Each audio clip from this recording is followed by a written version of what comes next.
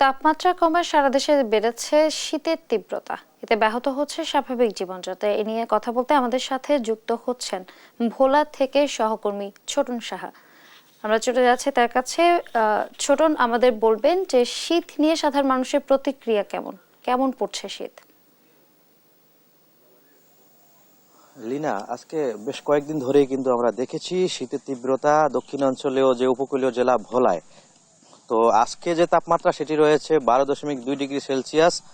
যদিও অন্যান্য দিনের তুলনায় একটু বেশি হলেও কিন্তু শীতের তীব্রতা অনেকটাই বেশি এবং আপনার এখন পর্যন্ত কিন্তু বলা যায় যে আপনার সূর্যের দেখা মেলেনি। গত দুদিনও কিন্তু একই অবস্থা ছিল, 2 দিন ধরে সূর্যের দেখা মেলেনি। এতে সবচেয়ে বিপাকে পড়েছেন যারা খেটে খাওয়া মানুষ আছেন, দিনমজুর রয়েছেন, তারা কিন্তু বেশি বিপাকে পড়েছেন এই শীতের তীব্রতার কারণে।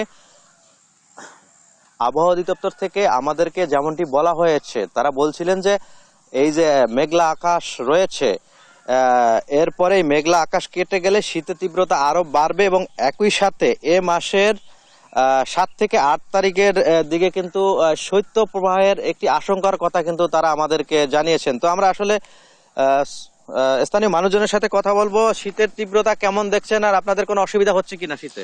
আরে আমাকে শীতে খুব প্রচুর পরিমাণে শীত করতে আছে, ক্যাট খাবারের কাজ করানো যায় না, কোনো সকাল থেকে বাড়ানো যায় না কুয়াশার জন্য। ধন্যবাদ। যেমনটি শুনছিলেন, খেটে খাওয়া মানুষগুলো বলছিল যে তাদের শীতের তীব্রতার কারণে যে অসুবিধা হচ্ছে সেটি, এবং একই সাথে আমরা জেনেছি হাসপাতালগুলোতে খবর নিয়ে শীতের তীব্রতার কারণে কিন্তু নানান রোগে আক্রান্ত হচ্ছে, শিশু থেকে শুরু করে বয়স্ক লোকজন কিন্তু আক্রান্ত হচ্ছে এবং প্রতিদিনই হাসপাতালগুলোতে কিন্তু রোগীদের চাপ বেড়েই চলছে। এমন এই যখন অবস্থা, এই অবস্থার কারণে যে অসুবিধাগুলো সৃষ্টি হচ্ছে হাসপাতালগুলোতে চাপ পড়ছে। আমরা একজন কৃষকের সাথে কথা বলবো এবং তার কাছে জানতে চাইবো আপনাদের শীত কেমন পড়ছে, আপনাদের কোনো অসুবিধা হচ্ছে কিনা? আমাদের দেশে প্রচুর শীত, আমরা শীতের জন্য কাজ করতে পারছি না। হ্যাঁ, আর কি। ধন্যবাদ।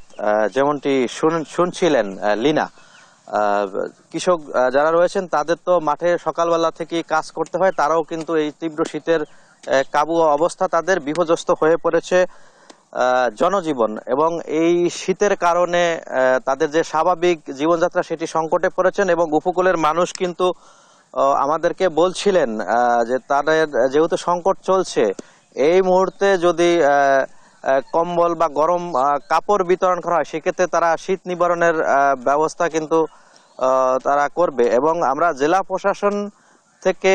প্রশাসন থেকে আমরা জেনেছি এবং তাদের কাছ থেকে জানতে চেয়েছি যে যারা ছিন্নমূল মানুষ রয়েছেন তাদের মাঝে শীতবস্ত্র বিতরণের কার্যক্রম রয়েছে কিনা। তারা বলছিলেন যে 9,000 কম্বল বরাদ্দ এসেছে ভোলা এবং 2-1 দিনের মধ্যে সেই কম্বল কিন্তু তারা বিতরণ করবেন উপকূলের ছিন্নমূল মানুষের মাঝে। তো এ ছিল আমার কাছে ভোলাতে যে তীব্র শীতকষ্টে ভুগছে উপকূলের মানুষ, তা নিয়ে সর্বশেষ তথ্য। এখন আমরা যুক্ত হব পঞ্চগড়, সেখানে রয়েছেন আমাদের সহকর্মী রাশিদুজ্জামান বাবু।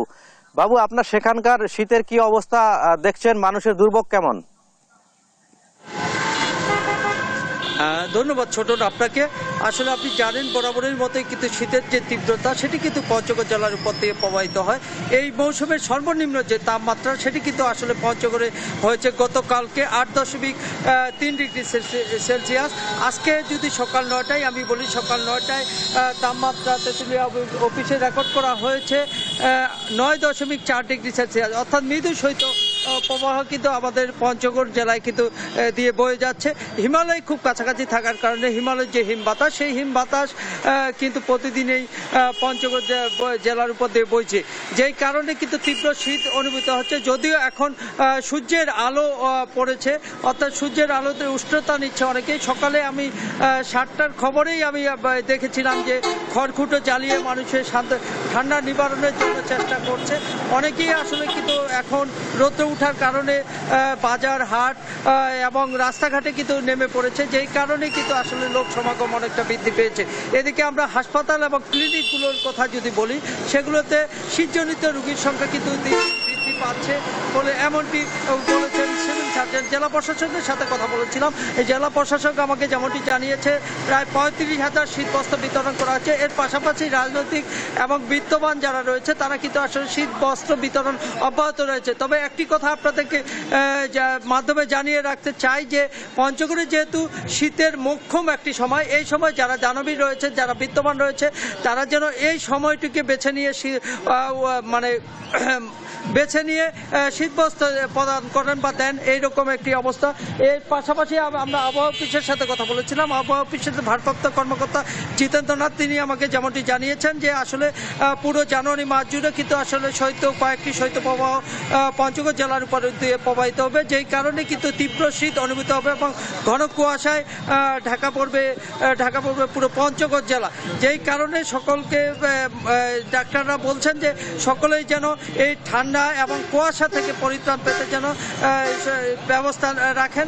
এবং জেলা প্রশাসন এরকম কথা জানিয়েছেন যে শীত মোকাবিলায় সকল রকম প্রস্তুতি রাখা হয়েছে।